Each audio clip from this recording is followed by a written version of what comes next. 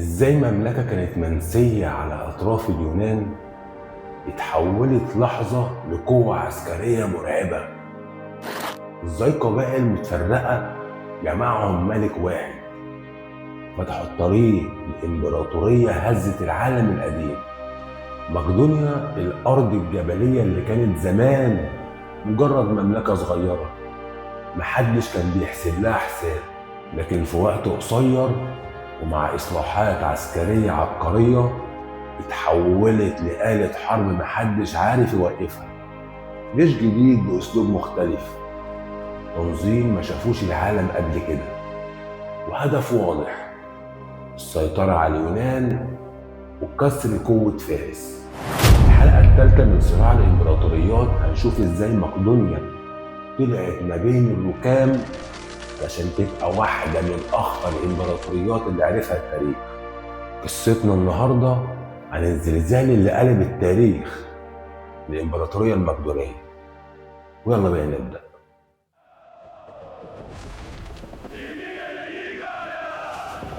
قبل ما نبدأ لازم نفهم حاجة سريعة علشان الأحداث تكون ماشية ورا بعضها. بعد زركسيس كان في حوالي 100 سنة بينه وبين الإمبراطورية المقدونية. بعد ما زركسيس مات الإمبراطورية الفارسية ما وقفتش، لكن وراه جه ملوك كتير وكل واحد فيهم ساب بصمته. أولهم أرتحشستا الأول اللي قدر يعمل صلح مع أثينا بعد سنين حروب ويدي فارس فرصة إنها تاخد نفسها. وبعدين جه دارا الثاني، راجل ما كانش قوي زي اللي قبله بس كان شاطر في استغلال الفرص. لقى أثينا وسبارتا بيقطعوا في بعض في الحرب البلونيزية، راح ادى فلوسه ودعمه لإسبارتا، وفي الآخر سبارتا كسبت. بعده مسك أرتحشستا الثاني، وده كان أطول واحد حكم بعد دارا الثاني، لكن حياته كلها كانت مشاكل. أخوه نفسه تمرد عليه بمساعدة مرتزقة يونانيين، هو فضل ماسك العرش بس الإمبراطورية بدأت إنها تبان عليها علامات الضعف. وبعدين جه أرتحشستا الثالث، كان راجل قاسي بشكل مرعب. أول ما مسك قتل أغلب أقاربه عشان يضمن إن محدش ينافسه في السلطة، لكن في الآخر اتسمى على إيد وزيره باجوس. وهنا ظهر آخر ملوك العظام، دارا الثالث، هو اللي واجه الإسكندر الأكبر ودخل معارك زي إيسوس وجوجاميلا اللي هنحكي فيها في قصتنا النهارده. ويلا بقى نبدأ.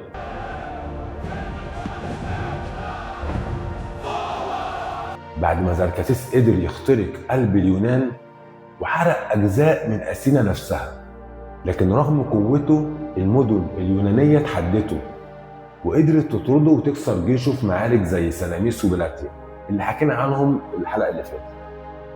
الفرس رجعوا لبلدهم واليونان افتكرت إنها بقت خلاص في أمان، بس الحقيقة النار لسه كانت تحت الرماد. أثينا قالت لازم نفضل مستعدين لأي غزو فارسي. جمعت تحالف كبير اسمه حلف ديليوس، والكل كان بيشارك بالفلوس والسفن عشان يمنعوا أي غزو فارسي تاني. لكن مع الوقت أثينا استغلت الحلف لصالحها. الخزانة نفسها اتنقلت عندها وبقت هي الأمر الناهي. واحدة ورا التانية المدن بقت تحت جناحها. هنا سبارتا ما قدرش تسكت، مدينة عسكرية ما تعرفش غير السلاح. شافوا ان نفوذ أثينا بيهددهم وان الديمقراطية اللي بيفتخروا بيها الأثينيين خطر على نظامهم الصارم. وهنا انفجر الصراع الكبير.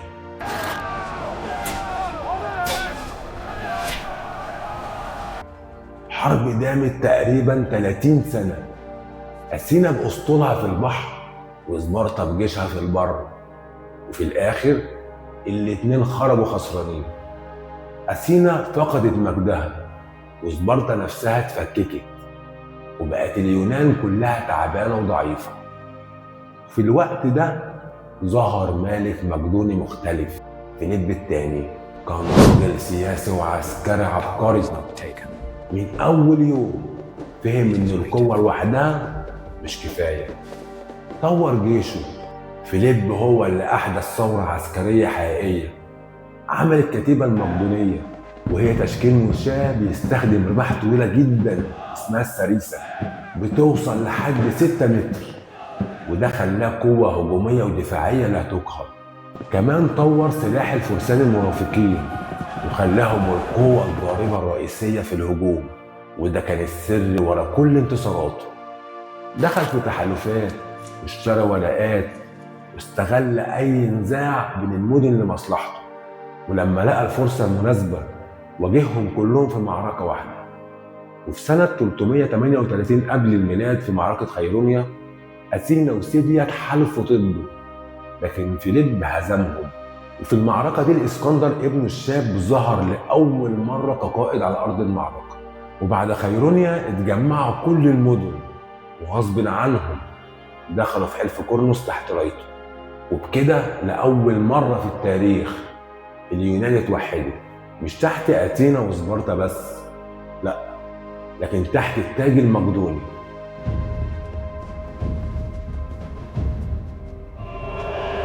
فيليب كان ناوي يهاجم فارس، لكن اتقتل فجأة في وليمة، واللي استلم الحكم بعده هو ابنه الإسكندر، شاب عنده 20 سنة ورث جيش واقف على أرض صلبة. أول ما مسك الحكم سحق أي تمرد في اليونان، وبعدها بدأ يكمل حلم أبوه غزو فارس.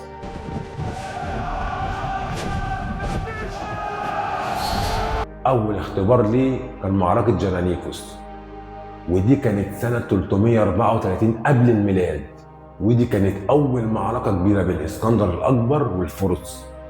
المعركة قامت على ضفاف نهر اسمه جرانيكوس في آسيا الصغرى، تقريبا تركيا حاليا. الإسكندر جاي من أوروبا عشان يغزو إمبراطورية فارس. السترابات اللي هو حكم الولايات الفارسية اتجمعوا بجيش ضخم في فرسان وشام ومرتزقة يونانيين. خطتهم انهم يستغلوا النهر كحاجز طبيعي يمنع على اسكندر من العبور. الاسكندر ما استناش، ورغم خطورة الموقف قرر يهاجم على طول. دخل بخيوله في النهر، وكان بيخاطر لانه بيقاتل ضد عدو ثابت في الضفة العالية. الفرس ركزوا على فرسان مقدونيا اللي دخلوا النهر الاول.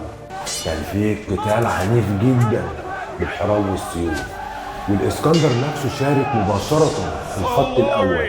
الاسكندر تعرض لهجوم مباشر من قائد فارسي قوي وكان هيموته بضرب على دماغه، لكن كلايتوس الأسود أحد ضباطه أنقذه في اللحظة الأخيرة وقتل الفارس. اللحظة دي كانت نقطة فارقة، لو الاسكندر وقع كان كل الغزو هينتهي.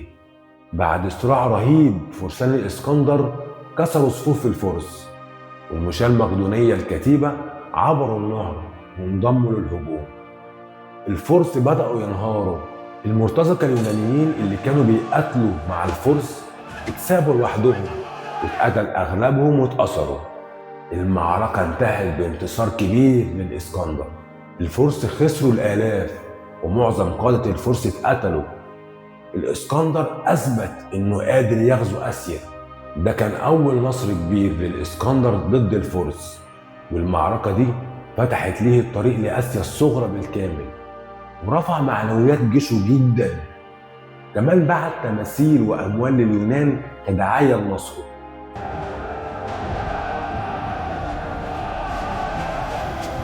وبعدها معركة إيسوس ضد دارا الثالث، ودي كانت سنة 333 قبل الميلاد، ودي من أعظم معارك الإسكندر الأكبر ضد الفرس بقيادة الملك دارا الثالث.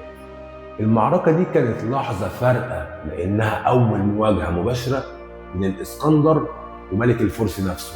المعركة حصلت على ضفاف نهر اسمه بناروس قريب من مدينة أسوس في جنوب تركيا حاليا. الإسكندر كان ماشي بجيشه في أعماق آسيا. دارا كان عايز يقطع خطوط إمداد المقدونيين ويرغم الإسكندر يقاتل في أرض ضيقة بدل السهول المفتوحة. جيش دارا كان ضخم جدا، مئات الآلاف حسب المصادر القديمة. الإسكندر كان معاه جيش أقل بكتير، حوالي 40,000، لكن التضاريس الضيقة قللت ميزة العدد الكبير للفرس. دارا صف جيشه على النهر وحط المرشاة في المنتصف والفرسان على الجناحين. هو نفسه كان في العربة الحربية في قلب الجيش عشان يثبت وجوده. الإسكندر قسم جيشه، هو على الجناح الأيمن يقود فرسانه شخصيا، وبرميليون واحد من القادة بتوعه على الجناح الشمالي. الإسكندر هاجم بقوة على يسار الجيش الفارسي يمين دارة. النهر كان عائق صعب جدا، لكن الكتيبة المقدونية عبرت بالقوة. حصل اشتباك دموي، وكان الفرس متفوقين بالعدد لكن مش بالتنظيم. الإسكندر قاد فرسان مباشرة ناحية مركز الجيش الفارسي على خط دارة نفسه. بمجرد ما دارة شاف الإسكندر جاي عليه اتوتر وجري وهرب بعربيته الحربية، وده عمل ذعر في صفوف الفرس. بمجرد هروب دارة الجيش كله انهار، آلاف من الفرس اتقتلوا والباقي اتشتتوا في الفوضى. معسكر دارة نفسه وقع في ايد الإسكندر وأسر أم دارة وزوجته وبناته، لكن عاملهم باحترام شديد، وده زود سمعته كقائد عادل. كان نصر كبير للإسكندر رغم فارق العدد.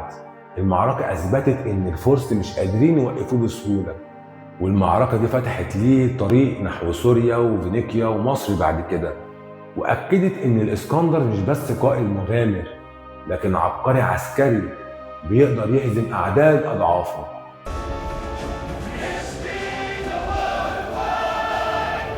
بعد انتصاراته نزل مصر. دخول الإسكندر الأكبر مصر كان محطة تاريخية مهمة جدا في رحلته ضد الفرس، وحصل فيه أحداث كبيرة غيرت تاريخ المنطقة كلها.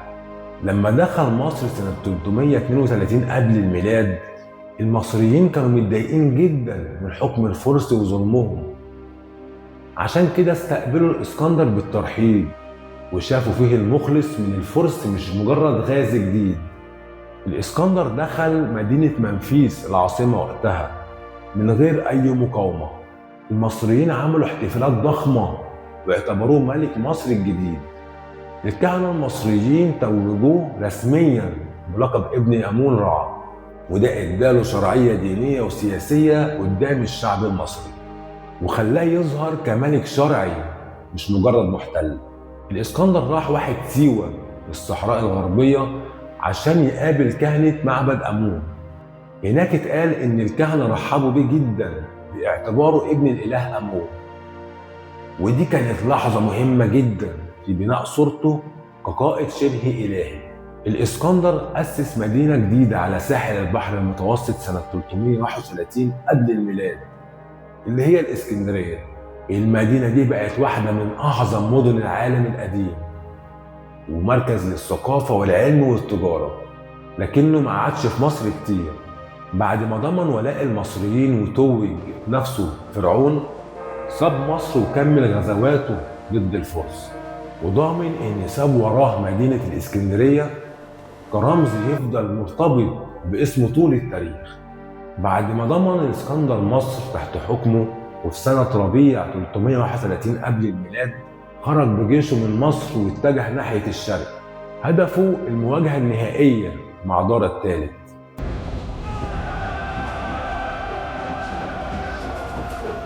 وفي سنة 331 قبل الميلاد دخل في معركة دموية اسمها جوجاميلا، والمعركة دي كانت القتال الحاسم بين الإسكندر الأكبر ودارة الثالث. المعركة حصلت في سهل واسع قرب مدينة أربيل في العراق حاليا. دارة اختار المكان بعناية، أرض مفتوحة واسعة تناسب أعداد جيشه الكبير وعرباته الحربية. الجيش الفارسي كان ضخم جدا، مئات الآلاف حسب المصادر القديمة. الإسكندر كان معاه حوالي من 40 ل 50 ألف بس، لكن متدربين ومنظمين. دارة حط الفرسان والعربات الحربية في المقدمة عشان يكسروا صفوف المقدونيين. هو نفسه كان واقف في قلب الجيش على عربة فخمة عشان يدي انطباع بالقوة. كان معاه في الحرب لأول مرة يواجهه الإسكندر، والإسكندر قسم جيشه بخطة ذكية جدا. برمينيون على الجناح الشمال يواجه فرسان الفرس، والإسكندر بنفسه قاد الجناح اليمين بفرسانه. عمل حركة التفاف مميزة، مشي بجيشه بشكل مائل ناحية اليمين كأنه بيهرب عشان يجر فرسان الفرس بعيد عن المركز. الفرس أطلقوا العربات الحربية على المقدونيين، لكن الجنود المقدونيين فتحوا فجوات وسيبوا العربات تعدي بينهم. نفس الخطة اللي اتعملت مع هانيبال اللي اتكلمنا عنها في الحلقة الأولى. وبعدها طعنوا الخيول وأسقطوا السائقين. وبكده فشل سلاح دارا الأساسي. لما الفرس انجذبوا ناحية جناح الإسكندر بقى في فراغ في منتصف جيشهم. الإسكندر استغل اللحظة دي وقاد هجوم مباشر بالمقدونية التقيلة وفرسانه على قلب الجيش الفارسي على خط دارا نفسه. وزي ما حصل في إيسوس، دارا اتوتر لما شاف الإسكندر جاي عليه وهرب من ساحة المعركة. الجيش الفارسي الضخم فقد السيطرة وتحول لهروب جماعي. في الجناح الثاني كان برمينيون كان في ورطة كبيرة ضد فرسان الفرس اللي كانوا متفوقين بالعدد. لكن بعد انهيار مركز الفرس المعركة كلها خلصت لصالح الإسكندر، والنتيجة نصر كبير للإسكندر رغم فارق العدد.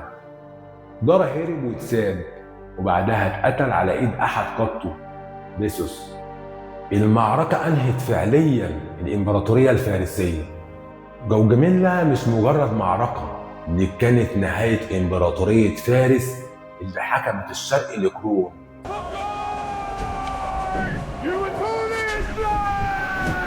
بعد ما خلص الاسكندر الاكبر على الامبراطورية الفارسية، الاسكندر ما اكتفاش، كان عايز يوصل لاخر الدنيا. دخل الهند سنة 326 قبل الميلاد وعدى بجيشه نهر السند. هناك واجه ممالك صغيرة كتير وفعلا قدر يسيطر عليهم وبسرعة. بس أكبر تحدي كان الملك بورس حاكم مملكة بنجاب. بورس ما كانش زعيم عادي، كان عنده جيش ضخم وفيه الحرب عملاق. المعركة حصلت على نهر هيداسيبس. الجو كان كله مطر والأرض كلها طينة، ودي كانت صعبة جدا على المقدونيين اللي مش متعودين على طبيعة الهند. الإسكندر عبر النهر بخداع بالليل وهاجم جيش بورس من جانب غير متوقع. بالرغم من قوة الفيلة كسر الصفوف المقدونيين في الأول، الإسكندر قدر يلتف حواليهم ويكسر الجيش. ولما هزمهم جابوا الملك بورس قدامه أسير. لكن لما شاف شجاعته في المعركة الإسكندر أعجب بيه جدا. ولما سأله تحب أعاملك إزاي؟ بورس قال له عامل ملك زي ما تعامل الملوك. الإسكندر احترم رده وأبقى عليه كحاكم تابع ليه. بعد الانتصار الإسكندر كان عايز يكمل فتح الهند كلها ويوصل لآخر البحر. كان فاكر إن ورا الهند المحيط نهاية العالم. لكن هنا حصل التمرد الكبير. الجنود كانوا تعبانين بعد سنين من القتال. الأمطار والطقس الغريب عليهم صعب المعيشة، وسمعوا إن قدامهم في ممالك عندها آلاف الفيل الحربية ورفضوا يكملوا. الإسكندر حاول يقنعهم لكن في الآخر اضطر يرضخ ويرجع. قرر يرجع عن طريق الجنوب وده كان خطأ قاتل. عبر صحراء جدروزيا بلوشستان حاليا. آلاف من جنوده ماتوا من الجوع والعطش. الحملة دي خلت الجيش يضعف جدا. معركة هيداسيبس كانت أهم معركة في الهند. الإسكندر انتصر لكن جيشه تعب. تمرد الجنود منعه يكمل، وده كان نهاية بداية فتوحاته. وانت راجع بقى تلاقي الخبايا. في كلام ان الإسكندر كان بيخطط يكمل ويغزو شبه الجزيرة العربية كلها، لكن القدر ما أذنوش الفرصة. الإسكندر مات في بابل وهو عنده 32 سنة بس. مات ازاي؟ في اللي اتقال اتسمم، وفي اللي قال مرض غريب، لغز عمره ما انكشف. بعد موته امبراطوريته اتقسمت بين القادة بتوعه واتفتتت بسرعة، لكن أثره فضل حي. The gods have favored me, but for how long? شفنا النهاردة امبراطورية قامت من مكان حد وبسرعة كسرت قواعد الزمن. شفنا جيش صغير بيشتت جيوش كبيرة، وشاب بعمر ال30 بيحول الخرايط كلها. لكن التاريخ مش رواية بتقفل آخر فصل فيها، وكل انتصار بيخلف وراه فراغ، وكل فراغ ليه حد بيستناه. في حكايات الامبراطوريات فيها انتصارات اسمها نهائيات، وفيها هزايم بتفتح أبواب محدش كان متخيلها. لما تاج يقع مين هيقدمه؟ لما جيش ينهار مين هيجمع رماده؟